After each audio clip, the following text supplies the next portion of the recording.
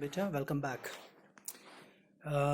Yesterday we had studied the poem Meeting Points, written by Yunus de Souza, an Indian poet. Today we are going to do some of its questions. There are 4 descriptive questions given.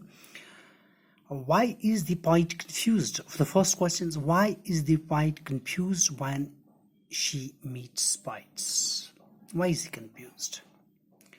The poem actually begins with the poem, meeting poets, I am disconcerted sometimes by the color of their socks, the suspicion of a wig, the wasp in the voice, and an eye sometimes of darkness. So the poet is actually confused because of the appearance of the poet. There's a strange appearance. The poets have a strange appearance. They may sometimes wear strange socks, strange wig. There may be bitterness in their voice. They are quite outspoken in their comments, so it may sometimes appear harsh on part of the poets when they speak to you, or the way they behave with you appears unpleasant to encounter them, the way they behave to you. So the poet is actually confused because of the appearance of the poets. Yes. What is the best way to know the poets? How can one actually know the poets when they behave strangely?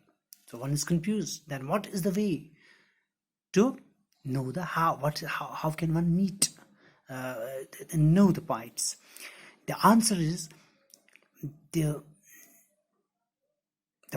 best way to know the poets is to know their works of art. Do you remember the lines, best to meet in poems, cool speckled shells, like that? So the best way is to read their poems, to appreciate their works of art, because they are very great people. They have in-depth insights into things. That's why we cannot judge them or evaluate them by the color, by the appearance, by the way they behave, or by the way they speak. But we can only appreciate their work. We can know them, what they are, only by reading their works of art. Okay? The third question is, what does the poet compare the poets with? Do you remember the last lines, like the cool speckled shelled, best to meet the poets, the cool speckled shells in which one hears a sad but distant sea? You remember that, I hope. So the poet actually compares the poets with seashells in which one could hear the sea. We know, but there's generally a perception, a myth, that the seashells which are extracted from sea, when somebody brings them close to his ears, one can hear the sound of the sea. That's how the poet has used seashells to compare them with the poets. Okay, explain the phrase. The fourth question, explain the phrase, wasp in the voice. You know wasp. What do you mean by wasp? Wasp is a stinging insect. It stings, like a mosquito insect, sometimes the scorpion insects. So these are the insects which sting. So, like these insects, wasp is also an insect that stings. It stings. So here the sting has not been used in its literal meaning, but it's a figurative,